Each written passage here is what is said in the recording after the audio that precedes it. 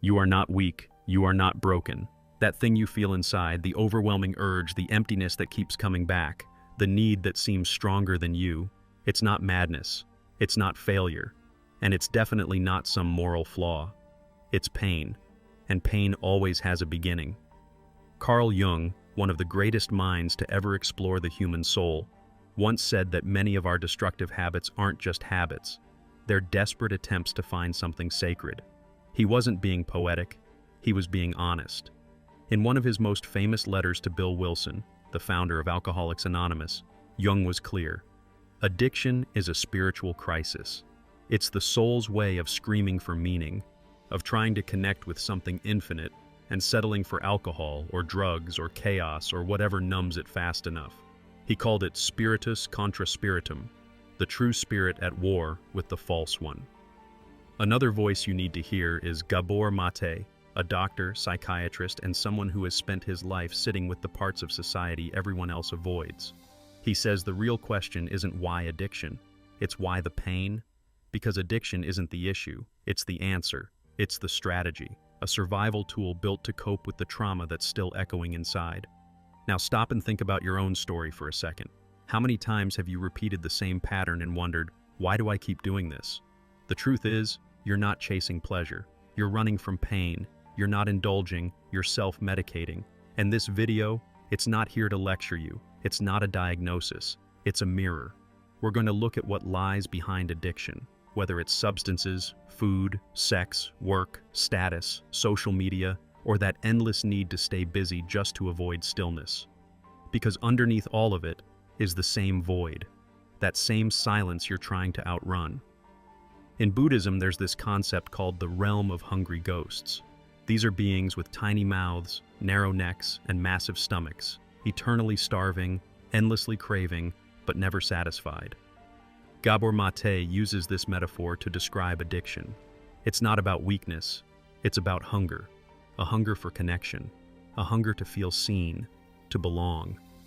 But not knowing where to find that, the addict searches anywhere, even in destruction. And maybe you're tired. Maybe you've tried everything. And maybe you're asking, is there a way out? I won't promise you a quick fix, but I will tell you this.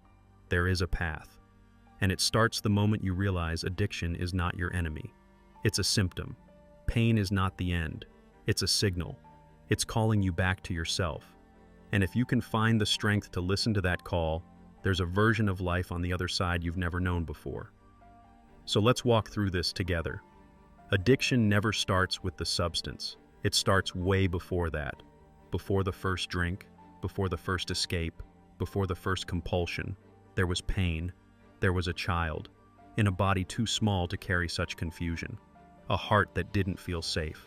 A soul that felt alone in a world that should have held it. Gabor Mate spent decades with people society gave up on. Homeless addicts, patients forgotten by their families and by the system. And he saw one thing clearly. They all carried deep emotional wounds. Some were abused, others neglected. Some were just unseen. But they all hurt. Even those who didn't suffer what we usually call trauma still experienced enough emotional disconnection to wire their brains toward suffering. And that's the key. Addiction isn't about weakness, it's about adaptation. The brain finds something that numbs the hurt.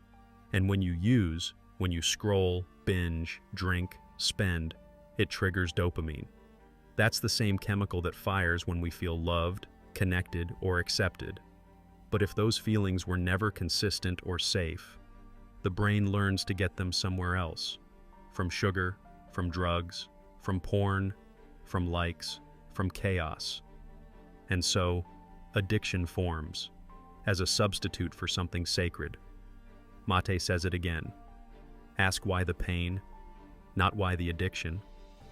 And when you do that, everything changes. Addiction is not some moral failure or a lack of discipline. It's the soul trying to survive without tools. It's the brain doing what it must to avoid drowning. And maybe right now you're not struggling with alcohol or heroin. Maybe it's not something dramatic. Maybe it's the little habits that slowly poison your joy. The numbing, the endless distraction, the people-pleasing. But underneath it all is still the same question. What are you running from? Because here's the hard truth. While the world punishes the behavior, the pain that causes it grows louder. And the more we ignore the cause, the more desperate the symptom becomes. That's why so many people relapse. Why just quit doesn't work. Because until you heal the wound, your mind will always find another way to cope, another escape. But here's the shift. What if what you're looking for out there is actually something you've been missing in here? What if you don't need another hit or scroll or fix? What if you need to reconnect with your own soul? This is where Jung takes us even deeper. Because for him, addiction isn't just a way to escape pain. It's the soul trying, desperately, to reach the sacred. To Carl Jung, addiction wasn't about lack of willpower. It wasn't just a behavioral problem or a brain defect. It was deeper, much deeper. He saw addiction as a symptom of spiritual disconnection, a fractured soul crying out for wholeness. Jung believed that when we lose touch with who we really are, when we become disconnected from our center, something inside us begins to rot. And in that emptiness, the psyche starts to search for meaning, for something, anything, that feels sacred again. And when it can't find that meaning in a healthy way, it compensates. It finds a substitute, a distorted version of what it was truly searching for. That's when addiction shows up, not as evil, not as weakness, but as a poor man's door to transcendence. Alcohol, drugs, porn, status, workaholism. They all provide something deeper than stimulation. They alter consciousness. They give, even if just for a moment, a sense of freedom, a sense of escape, a taste of peace. And Jung had a name for this phenomenon: spiritus contra spiritum, the true spirit versus the false one. Think about it. What does addiction really offer? A break from pain, a rush of joy, a feeling, however brief, that something finally makes sense, that the hole inside is finally filled.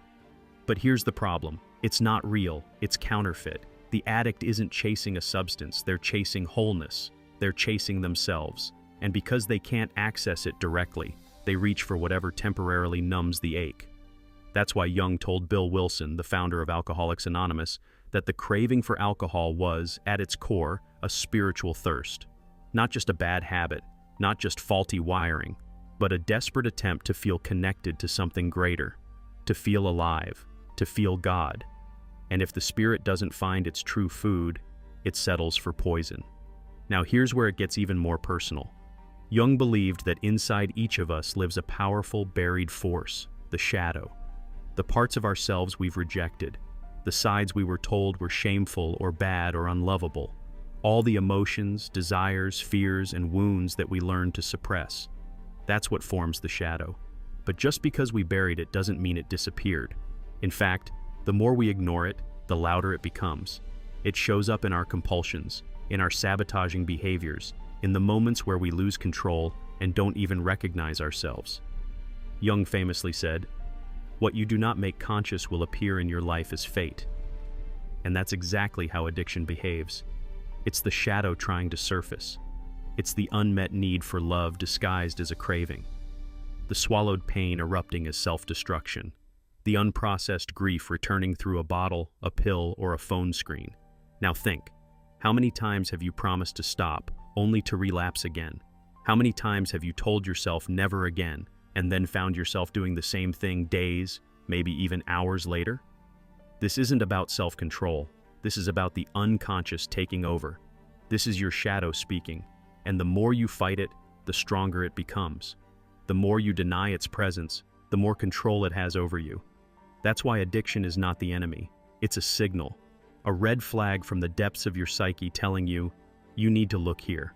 You need to face this. The path to healing isn't about conquering your impulses. It's about reconciling with them. It's about listening to what your pain has been trying to tell you for years. When you finally face your shadow, something powerful happens. The things that used to control you start to lose their grip. They no longer feel like fate. They feel like choices. Because when you make the unconscious conscious, you take back your power. But this isn't easy.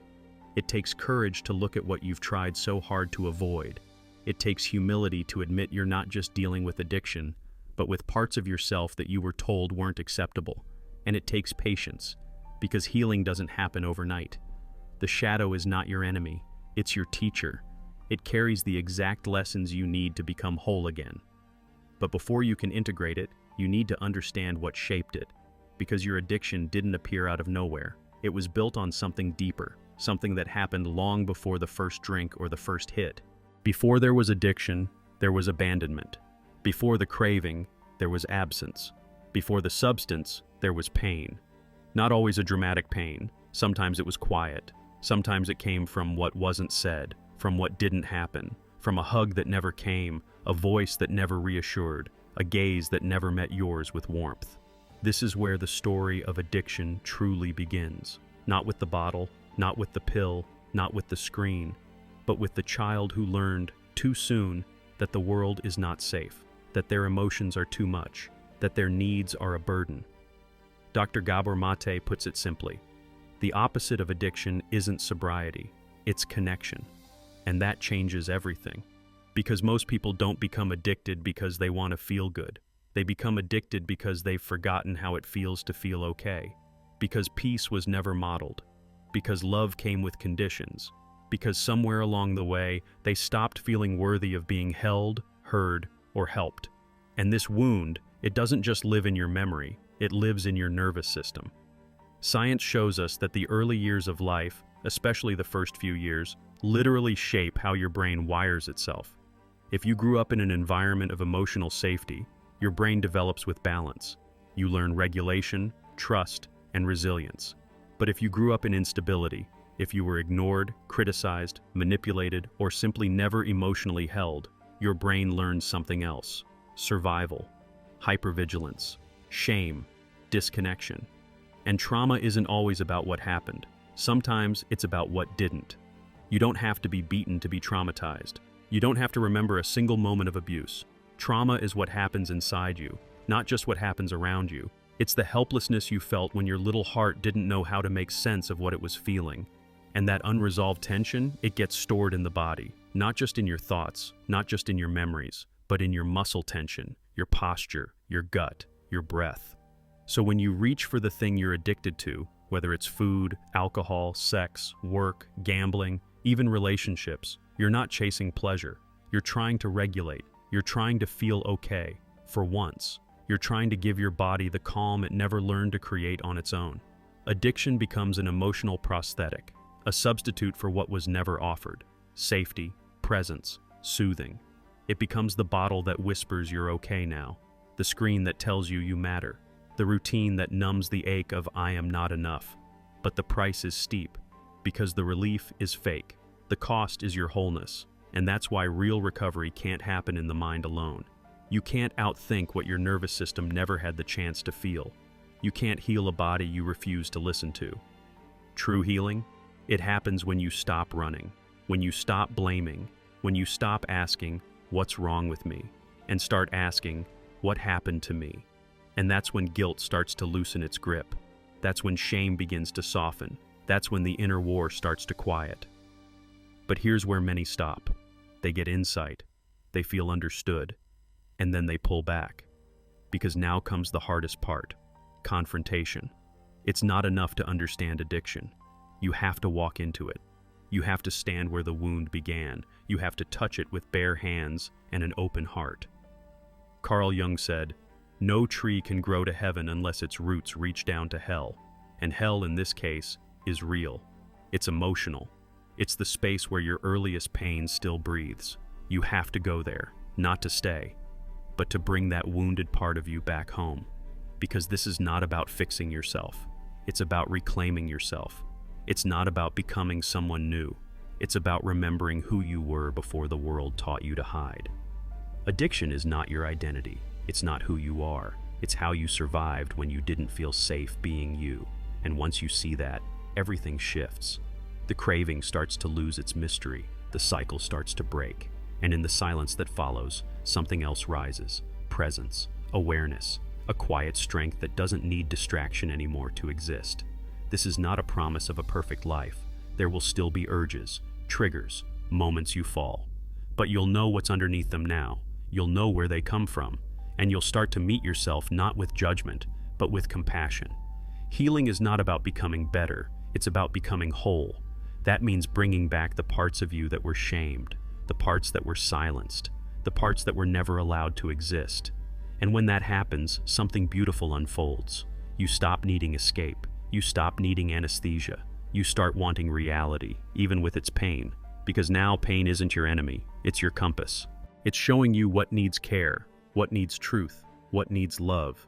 And that's where the real journey begins, not with a cure, but with a reconnection. If this video spoke to you, don't just click away, leave a comment. Tell me what hit hardest. I read every single one. And if you want to go deeper, watch the next video. It completes the path we started today.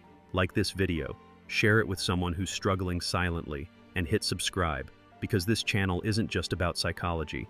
It's a space for self-return, and you deserve to come home. Let's keep walking, together.